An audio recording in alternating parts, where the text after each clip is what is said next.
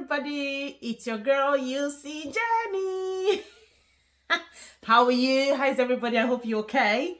So, if you're coming across my channel for the first time, I urge you to please, please subscribe, like, comment, share, and of course hit the notification bell. I promise to always bring you the updated news, interesting topics that will be helpful to you. So what I want to talk about today is the new changes to the immigration rules in the UK. So if you know this video is going to be beneficial to you, I need you to sit down to the end and listen. If you're not sitting, it's okay. You can just leave it on and just listen. Listen to me tell you about the new rules, right?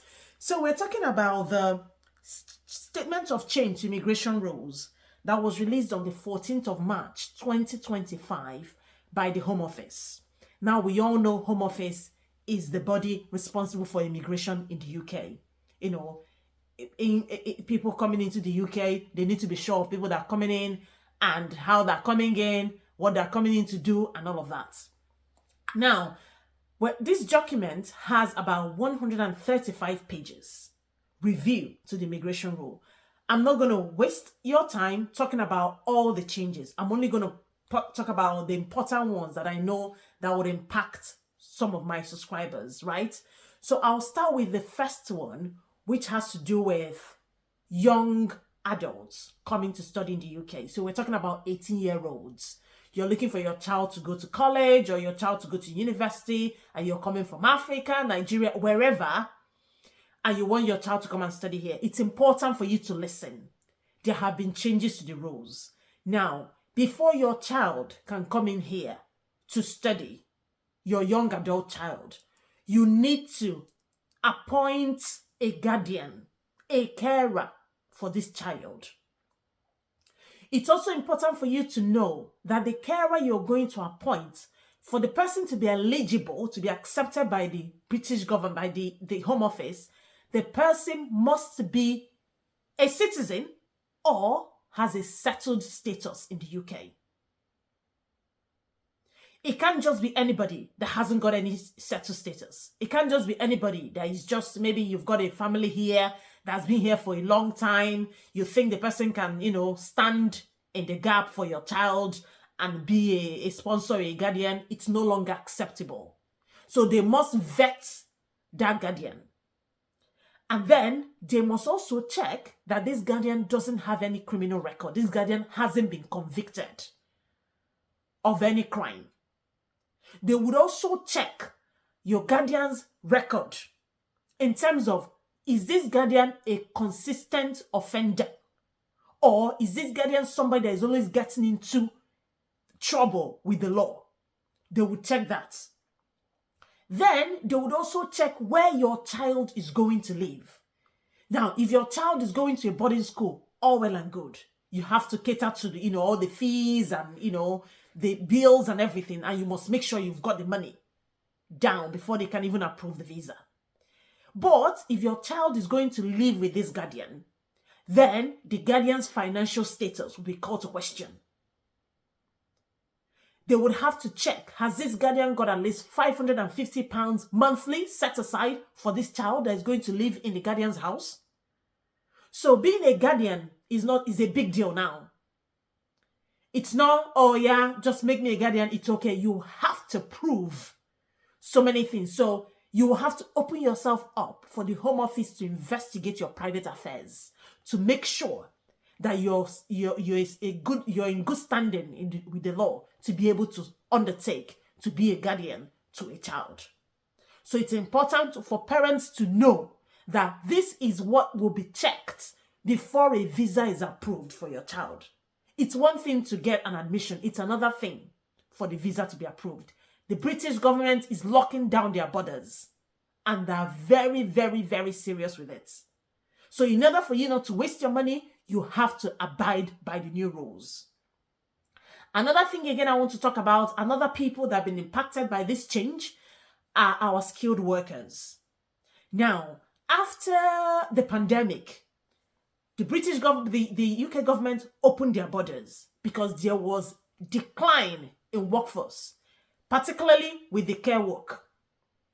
The elderlies needed people that would look after them. They didn't have enough workforce. So they opened up their borders and started sponsoring people from all over the world to come and work in the UK. And there was an influx of people in the UK. Now they're tightening again their borders. They're closing it down. They don't want more people coming in to do the work. They want the people that are already here to take up that job and do it. What have they done? First of all, good news. Good news. It's not all bad news. They've increased your salaries from about 26,200. They've increased it now to 29K. There's inflation. So they need to be sure that the individual that is coming to do this work would have enough money to care for himself and family, if the person has got any families. We're not going to talk about whether, whether they would even approve your dependent to come in. That's a different ballgame. But they need to be sure that you've got enough money to cater to yourself. That's one thing. Another good news is that there have been situations where people that have come in here with their skilled, worker visa, and then for some reason, their sponsorship, the people that sponsored them lost their license and they could no longer remain here as valid immigrants. So they now have to start looking for another organization or another care home that would sponsor them. The good news is you would then be given priority. So when the care homes are looking to sponsor people, there is now a cut. There is more like a cap on whether they can go outside the country to sponsor somebody. So they are now expected to pick people from within and sponsor them. So if you've lost your sponsor has lost their license to sponsor you, you can then look for another health agency that can sponsor you, that have got a valid license to sponsor you. You'll be given priority. So it's important for people outside the UK to listen. Do not give your money to anybody that is promising you certificate of sponsorship. So long as you're outside the UK, it is difficult for you to come in. It is very difficult. So they might cajole you and tell you, don't worry, we have a way around the system. We can work it out. Just pay me so amount of money. Don't give your money to anybody. They will scam you. Don't. I've heard a lot of stories. I know people that have been scammed recently. Don't. They've shut it down. They now concentrate on the people that are already in the UK. The caveat, if you're already in the UK and you came into the UK with that COS, that certificate of sponsorship to do the care work, then you're qualified. If you came in as a student and you're looking to change your route from the student's visa to care work, it's not possible. They are not going to grant it because it is part of the rules. They said before they can consider you, you would have come in here with that certificate of sponsorship as a care worker. That is the only time they would consider you. It's just important for us to know this so people don't go around throwing away their hard-earned money just because they've been promised one thing or another. Okay? Now, another thing I also need to mention is our Trinidad and Tobago. Hello, are you there? They've removed you from the list. I'm sorry. But they said you people are now applying for asylum so much. Now, if you didn't know, Trinidad and Tobago belong to a list of countries that could come into the UK without any visa application. So they don't need to apply for visa before coming in. As soon as they touch down, they can apply for their e-visa and it will be granted. So they were fortunate to be on that list. But unfortunately, in 2025, they've been struck out the list.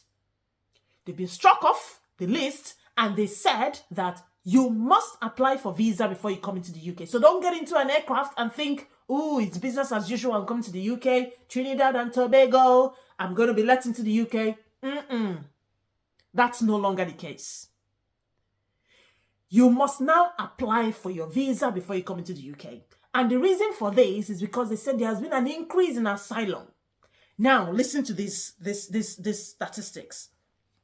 49 asylum cases was what was recorded from Trinidad and Tobago citizens between 2015 and 2019. So every year, they were seeing at least about 49 asylum cases. Now, Between 2023 and 2024, there has been 794 asylum cases from Trinidad and Tobago. And the reason again is because as soon as they touch down, the asylum application starts from the port. So if they came in through the airport, it starts there from the airport. They start applying for asylum. So they said it's taking a lot of toll on the immigration officers there at the port. Rather than concentrating on the job that they're there for, they're having to look through asylum applications and having to sift through whether it's genuine or not. So it's too much for the British government to deal with. So they're putting an end to it. And they said, no, we've had enough. We've had enough. Trinidad and Tobago, off you go. Go and apply for visa. And then we consider your visa and then determine whether or not you're fit to come into the country. So that's it. Those are the three I'm going to review because I think those are the three that are most important to my, subscribers. So I'm going to link the document to my description. So if you want to have a read through of everything, all the changes, I would urge you to read through because it will be helpful to you. Share this video with anybody that you know this video will be helpful to. Share it with them. Let them, watch it because I've pretty much summarized everything that would impact these three group of, individual, these three classes of people that I've mentioned. So it's important for you to, share it with people and let them know what the change is so that everybody is well informed and your money is not wasted in trying to, get into something that will not be fruitful at the end of the day. So thank you so much. If you're still here, I urge you to subscribe, like, share, and hit the notification bell. And I promise to always bring you the up-to-date news on everything that will be beneficial to you. Love you. Bye-bye.